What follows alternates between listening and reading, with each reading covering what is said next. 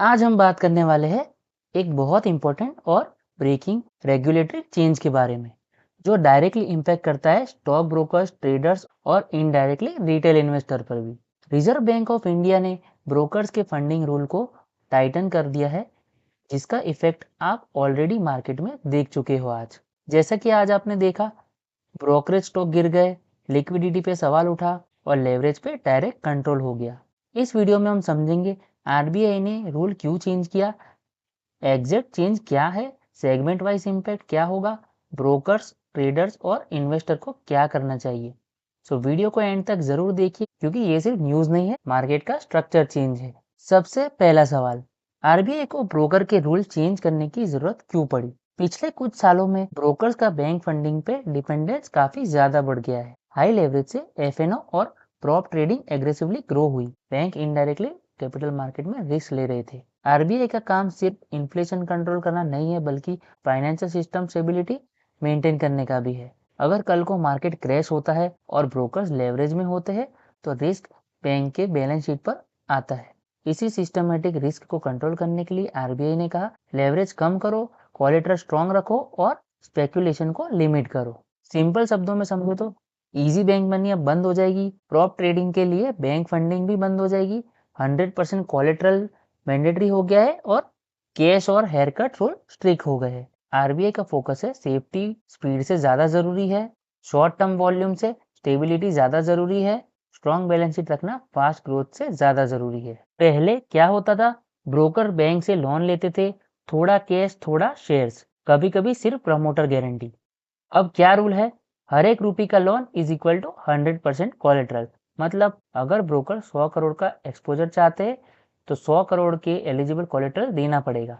सिर्फ promoter guarantee अब काम नहीं करेगी। इससे लेवरेज डायरेक्टली कम होता है और ब्रोकर्स को ओन कैपिटल ज्यादा लगाना पड़ता है। अब बात करते हैं कोलेटरल क्वालिटी की। इक्विटी कोलेटरल में मिनिमम 40% हेयर कट चलेगा, मतलब 100 रुपए के शेयर पे सिर्फ 60 रुपए का वैल्यू मिलेगा। बैंक गारंटी कम से कम 50% कोलेटरल बैकिंग चाहिए, उसमें से 25% कंपलसरी कैश चाहिए। एग्जाम्पल से समझे तो अगर ब्रोकर बीजी देता है 100 करोड़ का, तो 50 करोड़ का कोलेटरल, उसमें से 25 करोड़ हार्ड कैश। ये रूल लिक्विडिटी को टाइटन करता है और पेपर कोलेटरल पे डिपेंडेंसी कम करता है। अब बात करते हैं क्रॉप ट्रेडिंग और फंडिंग बैन पर। ये सबसे पावरफुल और कंट्रोवर्शियल रूल है। बैंक्स अब ब्रोकर्स की प्रोप्राइटरी ट्रेडिंग को फंड नहीं कर सकते। मतलब FNO trading, short term speculation, high frequency prop strategies, सब कुछ ब्रोकर के ओन पैसों से करेगा। सिर्फ लिमिटेड एक्सेप्शन, मार्केट मेकिंग, डेब्ट और market support, very control manner में। मार्केट इम्पैक्ट की बात करें तो एफएनओ वॉल्यूम शॉर्ट टर्म में स्लो हो सकते हैं और प्रॉप डेस्क श्रिंक हो सकते हैं। लॉन्ग टर्म की बात करें तो मार्केट ज्यादा डिसिप्लिन और लेस वोलेटाइल बन जाएगा। अब बात करते हैं इम्पैक्ट ऑन ब्रोकर्स के ऊपर। Large brokers strong balance sheet के साथ है और कैपिटल रेज या इंटरनल फंड से एडजस्ट कर लेंगे। मिड और स्मॉल ब्रोकर्स सबसे ज्यादा प्रेशर में होंगे और फंडिंग कॉस्ट भी बढ़ेगी और बिजनेस मॉडल भी रीथिंक करना पड़ेगा। और डिस्काउंट ब्रोकर्स की बात करें तो मार्जिन फंडिंग लिमिटेड हो जाएगी और फोकस ट्रेडिंग से ज्यादा फीस और एडवाइजरी पे शिफ्ट हो जाएगा। अब बात करते हैं इम्पैक्ट ऑन रिटेल इन्वेस्टर के ऊपर। रिटेल ट्रेडर्स के लिए इजी मार्जिन कम हो जाएगा, ओवर लेवरेज भी कम हो जाएगा और फोर्स डिसिप्लिन ज्यादा रखना पड़ेगा। शॉर्ट टर्म में ट्रेडर्स को लग सकता है अपॉर्चुनिटी कम हो गई।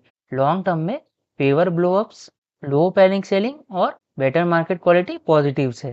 रिटेल इन्वेस्टर के लिए ये प्रोटेक्टिव रेगुलेशन है, पनिशमेंट नहीं है। अब बात करते हैं मार्केट रिएक्शन पर। आपने देखा ब्रोकरेज स्टॉक गिर गए, कैपिटल मार्केट कंपनीज प्रेशर में आ गई। रीजन सिंपल था, प्रॉफिटेबिलिटी पे शॉर्ट टर्म इम्पैक्ट पड़ेगा, आरओई कम हो सकता है और ग्रोथ थोड़ी स्लो हो सकती है। मार्केट हमेशा पहले रिएक्ट करता है, बाद में एडजस्ट कर लेता है। अब बात करते हैं ओल्ड वर्सेस न्यू रूल्स की।